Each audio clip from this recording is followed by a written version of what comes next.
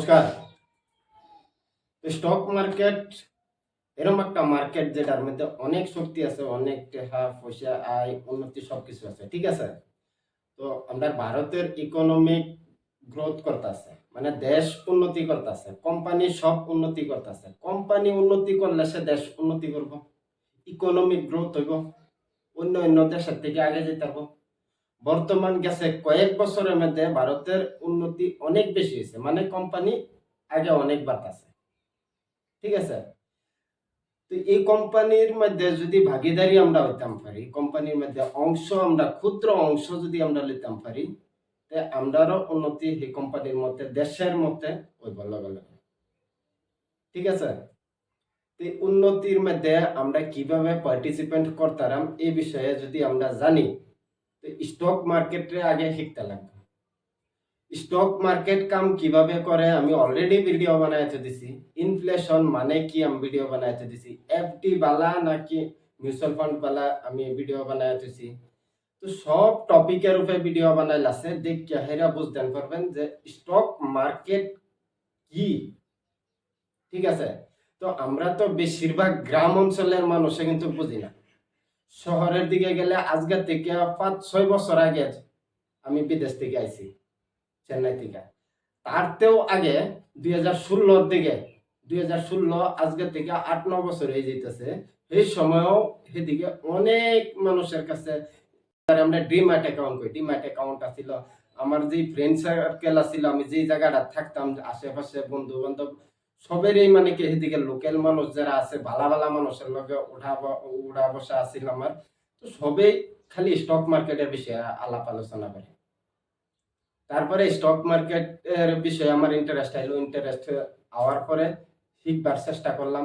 ব্যাংকের মধ্যে আমার ভালা ভালা পার্টনার আছিল, কয়েকটা বন্ধু আছিল, তারার কাছে অনেক কিছু শিখছি। ইয়ার পরে স্টক মার্কেট কি বুঝলাম। বুঝাইরা 2016 থেকে আজকের দিন পর্যন্ত আমি যা কামাইছি সব স্টক মার্কেটে আছে। আর আমি 2016 থেকে আজকের দিন পর্যন্ত কয় টাকা কামাইছি, এর থেকে অনেক গুণা বেশি আমার স্টক মার্কেটে কামাইয়া দিছে। যে লার্নিংটা, যে এক্সপিরিয়েন্সটা আমার এই 2016 থেকে আজকের দিন পর্যন্ত আমি পাইছি, এটা অনেক মূল্যবান আর অনেক কষ্টর পরে গিয়ে পাইছি।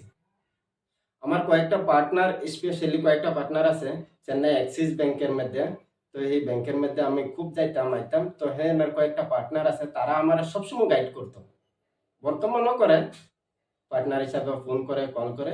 তো তারার কাছে তো অনেক কিছু শিখছি, ইন্টারনেটের তে শিখছি। আর সেই জায়গাতে আমার চেন্নাই, সেই জায়গার মধ্যে যে জায়গা থাকতাম, লোকাল কয়েকটা আমার বন্ধু আছিল, তারা এই শেয়ার মার্কেটের মধ্যে ইনভেস্ট করে। তারপরে বুঝলাম যে শেয়ার মার্কেট কি, স্টক মানে কি, কোম্পানি মানে কি, ডিম্যাট অ্যাকাউন্ট কি, কি হিসাবে আমরা এটার মধ্যে পয়সাটা লাগাইতে পারি। ঠিক আছে? তো শিখলাম। তো যদি এই জার্নি শিখবার যাই, তাহলে আমার ইউটিউব চ্যানেল ফিউচার ফ্ল্যাগ, এটারে সাবস্ক্রাইব করবেন। এ টু জেড যা নলেজ আছে শেয়ার মার্কেটের 2016 থেকে আজকের দিন পর্যন্ত 8 বছরের মধ্যে যে শিখছি, সারাটা আমি এই চ্যানেলের মাধ্যমে দিবার চেষ্টা করাম। লগে থাকবেন, চ্যানেলটারে সাবস্ক্রাইব করে রাখবেন, বেল আইকনের মধ্যে টিপ দিয়ে নোটিফিকেশন অন করে রাখবেন। সময় সময় যে ভিডিও এডি আইব অটোমেটিক আপনার মোবাইলে আয়া করবে। ঠিক আছে? আরেকটা কথা, স্টক মার্কেটের মধ্যে পয়সার অভাব নেই, লিকুইডিটির অভাব নেই। লাখ লাখ না করোড় করোড় টাকাও সেকেন্ডের মধ্যে স্টক মার্কেটের মধ্যে ঢালানো যায়, উড়ানো যায়। লিকুইডিটির অভাব নেই। রিয়েল এস্টেটও যাবেন, যে কোনো জায়গার মধ্যে যাবেন, আপনি ঘর বাড়ি মাটি সাটি যে কোনো জায়গার মধ্যে যাবেন, পয়সা লাগাইবার সময় মতে আপনি কিনতেন পারতেন না, সময় মতে বেচবার জরুরত করে গেলে তুরন্ত বেচতেন পারতেন না। এলে কাস্টমার বাইর কইরা তারপরে একটা লং প্রসেস আছে, কাগজপত্র অনেক কিছু, দলিল কিছু, এগুলা বাস করার পরে তারপরে গিয়া হাইরা আপনার এটা বেচা কিনা হইব। আর শেয়ার মার্কেট এরকম একটা জায়গা, এটার মধ্যে করোড় করোড় টাকার ট্রানজাকশন করলে সেকেন্ডের মধ্যে 1 টিপে 2 টিপে হয়ে যায়। ঠিক আছে? আর শেয়ার মার্কেটের মধ্যে সারা দেশের যেটি নাকি বড় বড় টপ কোম্পানি, বর্তমান 7,000-এর মতন কোম্পানি লিস্ট আছে। এই কোম্পানিটির আপনি যদি শেয়ার কিনেন বা একটা অংশ কিনেন, অংশ মানে শেয়ার, স্টক যদি কিনেন, তো এই কোম্পানিটি যদি ভবিষ্যতে গিয়ে গেলা উন্নতি করে, আপনার পয়সাটা উন্নতি করবে। ঠিক আছে।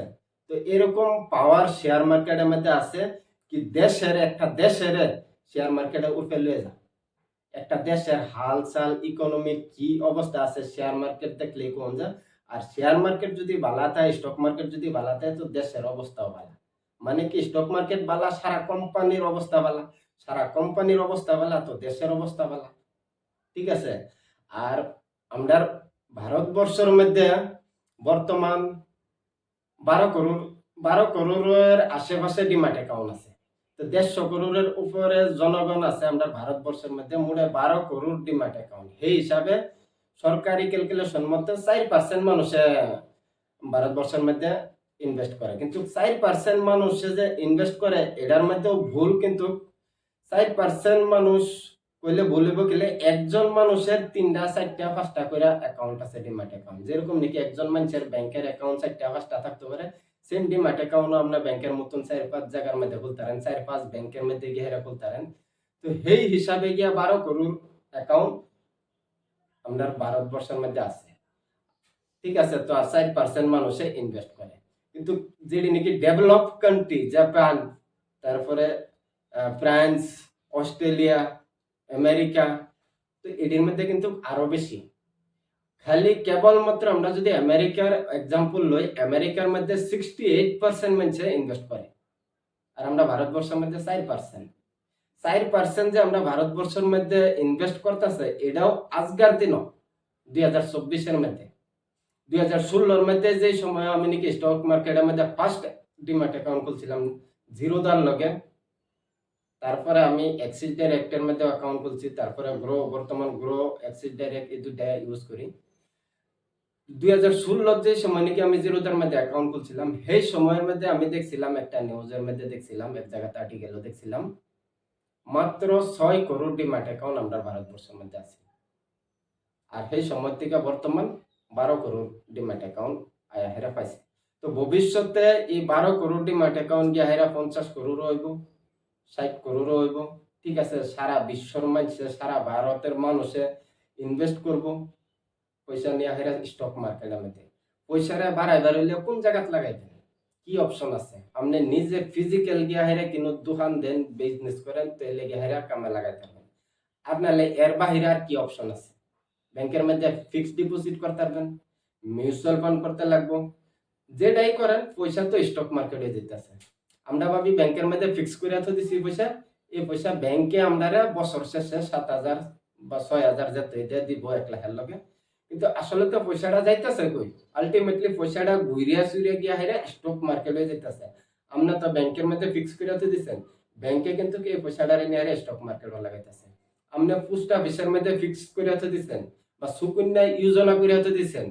অনেক যোজনা আছে যেটা নাকি আমরা লোকালের মধ্যে যেরকম নাকি গাঁও অঞ্চলে হয়তো আমরা নাও করতাম পারি, কিন্তু শহরের দিকে অনেক যোজনা আছে যেটা নাকি 18 বছর হওয়ার পরে মেয়া লোকের বিয়ার লেগা আমরা আগ থাকতেই কম বয়সেই কিবা একটা যোজনা সুকন্যা যোজনা করে কই প্রাইম মিনিস্টার, যেটা নাকি আমরা নরেন্দ্র মোদী লঞ্চ করছিল। তো এগুলার মধ্যে পয়সা, তো এগুলা সারা পয়সা কই যা ঘুরিয়া গিয়ে স্টক মার্কেটের মধ্যে যেতেছে। হয় আমরা লাগাইতেছি না, আমরা তো গিয়া ব্যাংকে গিয়া হেরা করতেছি, ফিক্সড ডিপোজিট ব্যাংকে গিয়া করতেছি, ফিক্সড ডিপোজিট পোস্ট অফিসে গিয়া করতেছি, কিন্তু পয়সাটা আমরা কই যেতেছে স্টক মার্কেটে। লাখ টাকা কামাইতেছে সেই পোস্ট অফিসে, এই ব্যাংকে কামাইতেছে। আমরা কি দে একটা ফিক্স অ্যামাউন্ট 7,000 টাকা বছরে 1 লাখের লগে দিয়া 7%, বাস আমরা এটাতেই খুশি। ঠিক আছে। তো যদি নিজের পয়সা নিজে ম্যানেজ করবার আছে, বাড়াইবার আছে, তাহলে স্টক মার্কেটের মধ্যে আইন, স্টক মার্কেট কি হেন শিখবার চেষ্টা করেন। ঠিক আছে। তো আমি এই গেছে 8 বছরের মধ্যে যে শিখছি, এহেনি আমি আমার চ্যানেলের মাধ্যমে প্রকাশ করবার চেষ্টা করাম। যদি এই জার্নির মধ্যে আপনারা কিছু অংশীদার হইবার চান, তাহলে চ্যানেলটারে সাবস্ক্রাইব করবেন। বাস, ধন্যবাদ।